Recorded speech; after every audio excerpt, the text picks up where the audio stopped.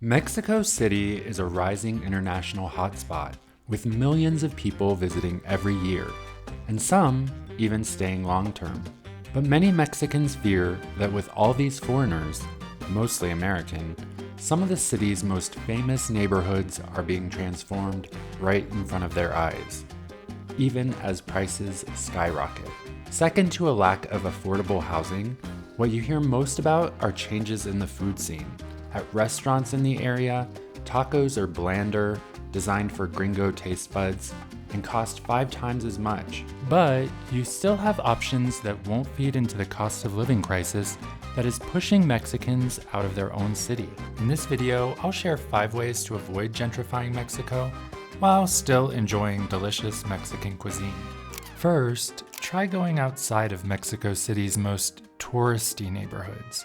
If you do, you'll start to find small eateries like this one that are catering to a more local crowd. We are staying in this neighborhood, Navate, and we have seen people frequent here. It seems like a local favorite, La Flamita Ayuk. So we got 2 dishes today. One is just like complete comfort food. It's essentially a bunch of meat. But so much more. It's actually a Mexican classic, but I had no idea how it was made. The second dish is this hearty soup that has roots that go all the way back to the Aztecs. We try other food that goes back to the Aztecs later. Now I'm having this sopa azteca, and I've never had this before, but it looks delicious. It has guacamole, we have avocado and some cream cheese. We will tell you how it tastes like. Actually, I'll do it now.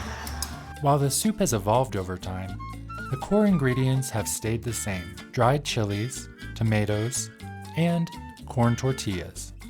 I've never seen a soup with avocado before and tortilla. It tastes really good with avocado actually. Tortilla, avocado, and the soup go well together.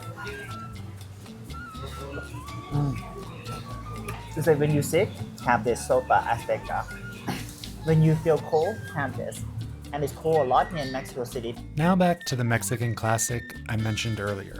Basically al pastor, but a lot of it mixed in with ham and pineapple. Al pastor is typically cooked on a vertical spit like this, a cooking style brought to Mexico by Lebanese immigrants.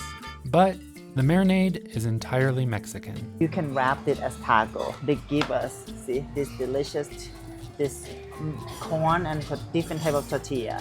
So there you have it. That is really good. The al pastor naturally has like this really delicious savory marinade. And even al pastor has a little bit of a sweetness to it.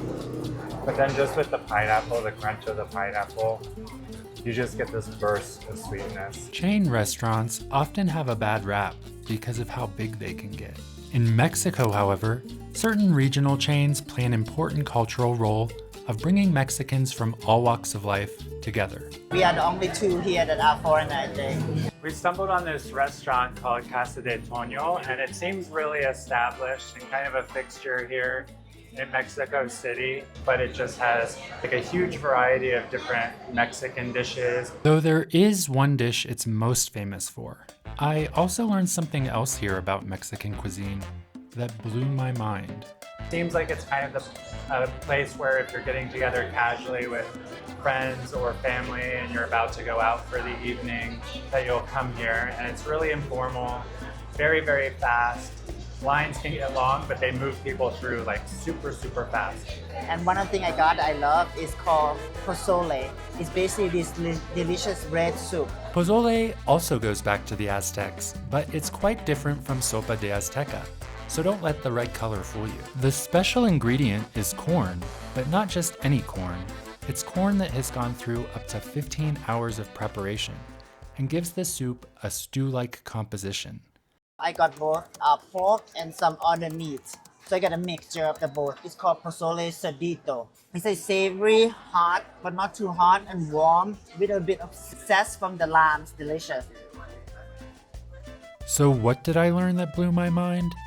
Strangely enough, it was this plain-looking quesadilla. At least in Mexico City, quesadillas don't necessarily come with cheese. quesadilla comes from the root word of cheese in Spanish. So you'd think it would always come with cheese, but you actually have to request it.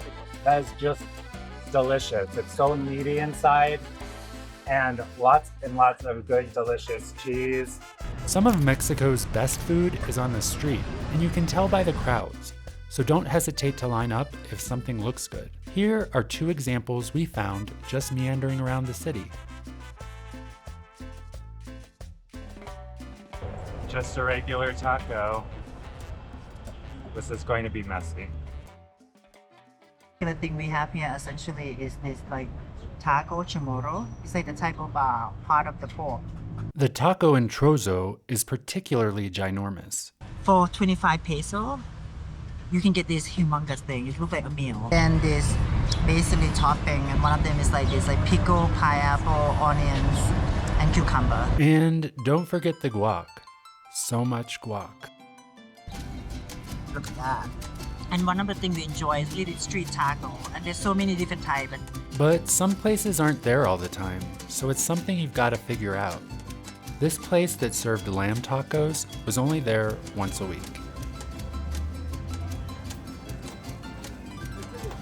The more I've learned about tacos in Mexico, the more I've appreciated the sheer variety of them. You can eat them on the street or in fancy restaurants, but tacos started as a working class food. One of the most historic types of taco is the taco de canasta, or the basket taco. Basket tacos became popular with the rise of industrialization, when people needed cheap and easy meals during work hours. Tacos de canasta are pre-filled, steamed, and kept in baskets in bulk. Usually, their fillings are stew-like, a mix of protein and carbs. We have so many types of tacos with different types of meat. This one is chicharron, so like crackling pork.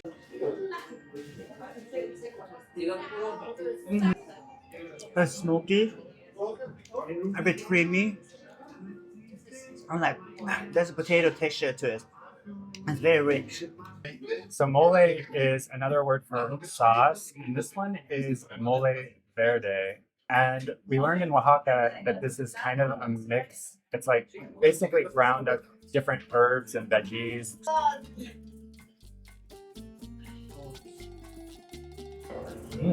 It's good. You can definitely taste the potato. There's a creaminess to it.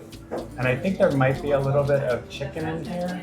There's just a savoriness to this one that is really delicious and just scrumptious. If scrumptious is what you're after, sometimes you have to go outside of your comfort zone. Now, you might think going to eat bugs in Mexico is a gimmicky, touristy thing to do, but Mexicans are proud of this historic source of protein, and grasshoppers are only the beginning. Mexico boasts over 500 edible insect species. Though that doesn't mean insects are on the dinner table every day. It's more of an occasional thing. We tried 4 dishes. Which was our favorite? We'll let you know. But let's get started with the Mexican classic. Some salsa. A little bit, not too much. I want to taste the flavor of the grasshopper. I'm trying grasshoppers. Yeah, it looks interesting. I mean, I know that they ate this for centuries as a source of protein, so.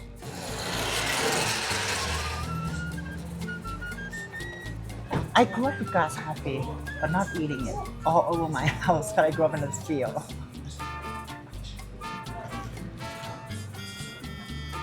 Very crunchy, very chewy,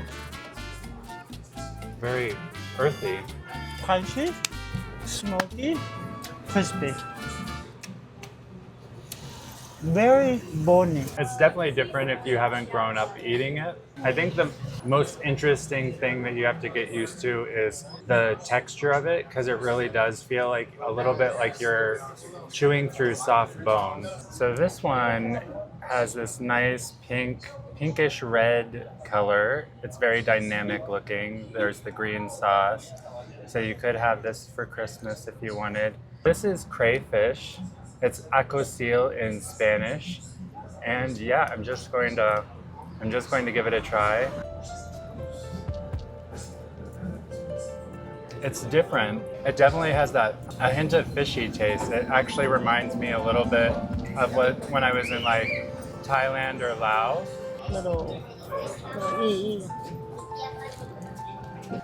You know what remind me of? The shrimp cracker in Asia. The flavor of the shrimp cracker. Like the crawfish flavor. Yeah, my shrimp paste. On brown. The chili. The shrimp paste. It's ant larvae, but its nickname is Mexican caviar. So it's kind of a luxury. And even when the guy came out, he's like, "Ooh, it's muy rico." You know, it might look even like ground up peanuts, but it's actually the ant larvae. What is it called in Mexican? Escamoles. Escamoles. Escamoles.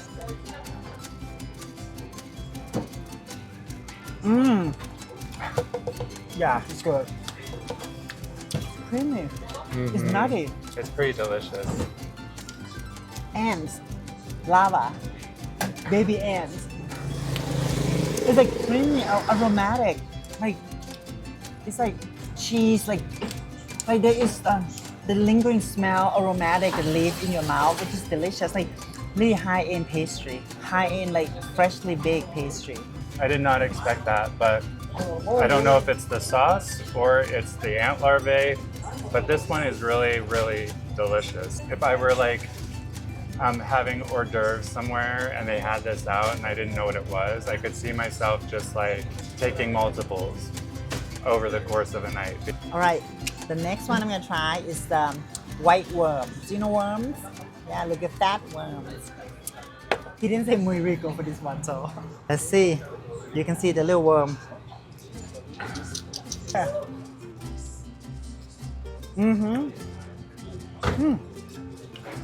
I'm gonna try it without the. Just take a little bite. Bit sour, but crunchy sour. Interesting. But you like it? Pretty good. But I like the escamoles is really good, yeah. Our favorite is definitely the Escamoles. escamole. Check it through that.